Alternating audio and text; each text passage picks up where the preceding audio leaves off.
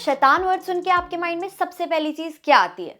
कुछ भी ऐसा जो या तो बहुत ही इविल हो या बहुत ही बुरा हो। और जब भी हम ऐसी कोई इविल चीज अपने आसपास देखते हैं या कुछ भी बुरा होते हुए देखते हैं तो हम चाहते हैं कि उस पे अच्छाई की जीत हो। लेकिन क्या हो अगर ऐसा कोई शैतान आ जाए जिसके वश या कंट्रोल में बाकी सारी चीजें हो जाएं, तो तब अच्छाई कैसे जीतेगी? कुछ इसी टाइप का कॉन्सेप्ट लेके थिएटर्स में एक मूवी रिलीज हुई है शैतान के नाम से। और जिसने भी इसका ट्रेलर देख रखा है या जिसको भी इस मूवी के बारे में थोड़ा बहुत भी पता है तो वो लोग ये जानते होंगे कि ये 1 साल पहले बनी गुजराती मूवी वश का ही ऑफिशियल रीमेक है और जिसका टाइटल इंटरेस्टिंगली शैतान है। तो 2 घंटे 12 मिनट की मूवी है और इसमें सुपर नेचुरल थीम्स, वशीकरण, काला जादू, इस टाइप के थोड़े एलिमेंट्स को एक्सप्लोर करा गया है। और लिटरली पिक्चर की जब स्टार्टिंग होती है ना, जो इसके ओपनिंग क्रेडिट्स हैं वो आपको मूवी की पूरी थीम समझा देते हैं कि इसमें आप क्या क्या एक्सपेक्ट कर सकते हो। आपने बहुत सुना होगा कि हाँ काला जादू होता है जिसमें कोई गुड़िया वगैरह बना देते हैं, रस्सी से बांध देते हैं, नीडल्स छुपा देते हैं। तो वो सारे एलिमेंट्स इसके ओपनिंग क्रेडिट्स में यूज करे गए हैं और वो जब स्क्रीन पे चलते हैं ना तो वहीं से धक धक स्टार्ट होने लग जाती है कि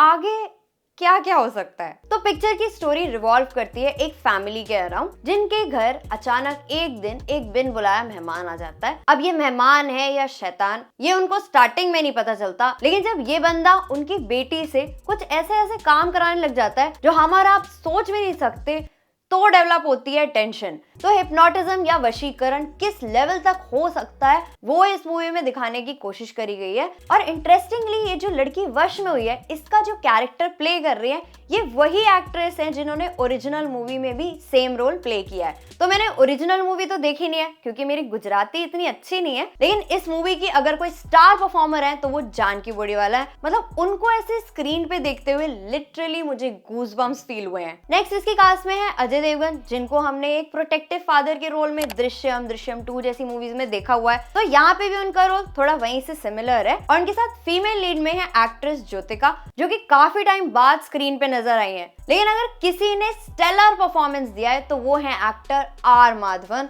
जो उन्होंने शैतान का कैरेक्टर पकड़ा है ना वो उन्होंने पिक्चर के एंड तक नहीं छोड़ा। और फर्स्ट हाफ में जिस सीन से उनकी एंट्री होती है to last scene of the movie, उनका परफॉर्मेंस वाज माइंड ब्लोइंग। अब देखो ऐसी मूवीज में परफॉर्मेंस तो मैटर करती है, लेकिन इसके साथ जो सबसे ज्यादा मेन चीज होती है वो है स्टोरी या फिर प्लॉट। तो शैतान वहां पे तो कम्पीट अपने फर्स्ट हाफ में ही कर जाती है क्योंकि सीन बाय सीन इतना टेंशन बिल्डअप हो जाता है कि आप अपनी सीट से हिलोगे नहीं और स्क्रीन से भी नजरें हटाओगे नहीं। तो फर्स्ट हाफ तो कहाँ निकल जाता है पता नहीं चलता। और जैसे ही इंटरवल भी आता है तो वो जो सीन है वो एक बहुत ही इंपॉर्टेंट सीन लगता है, बट जैसे ही इंटरवल के बाद पिक्चर शुरू होती है तो ऐसा लगता है कि पूरा प्लॉट ही चेंज हो गया है और पिक्चर डिप करती है, फिर और डिप करती है, फिर फ्लैट हो जाती है।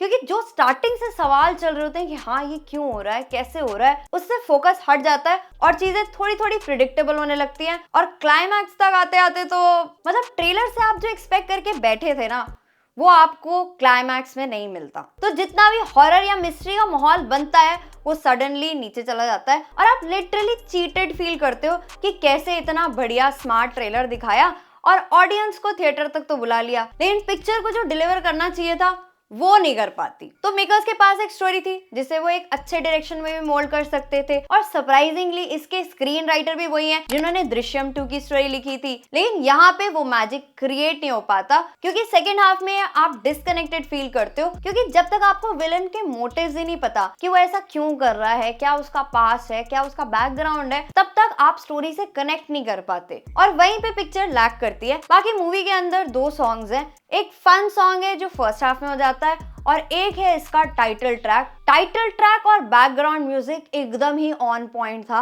मतलब जो भी ऐसे मोमेंट्स थे जहाँ पे टेंशन को एलिवेट करना था वो अमित त्रिवेदी जी ने बहुत बढ़िया तरीके से करा है। तो अगर आप में से किसी ने इसकी ओरिजिनल गुजराती मूवी वश देख रखी है तो वो आप कमेंट सेक्शन में जरूर बताना कि आपको कैसी लगी। और अगर आप शैतान भी देखने का प्लान कर रहे हो या फिर देख चुके हो तो क्या है आपके थॉट्स, वो भी आप कमेंट सेक्शन में शेयर कर सकते हो। पर हाँ इसके अलावा कुछ सीन सही में बहुत इंप्रेसिव है। जैसे एक सीन में हमें दिखता है कि लड़की लिटरली गैस सिलेंडर के ऊपर बैठी हुई है और आग लगाने के लिए तैयार है। सिर्फ उसे ऑर्डर मिलने की देरी है और वो सब जला के राख कर देगी। इसके अलावा जब माधवन का कैरेक्टर उसको जोर जोर से हंसने के लिए बोलता है या रोने के लिए बोलता है, तो मुझे लग रहा था कि हाँ, इस पे तो अभी कोई भूत चढ़ चुका है। और अकेले देखने में डर भी लग रहा था, ये सोच के कि अगर रियलिटी में ऐसा होता है तो कैसा होता होगा। तो ओवरऑल शैतान में वो सारे एलिमेंट्स थे जिससे ये एक बहुत ही बढ़िया कैटेगरी की सुपरनैचुरल थ्रिलर टाइप मूवी बन सकती थी और भी मूवीज को टक्कर दे सकती थी, लेकिन अपनी weak script, poor screenplay की वजह से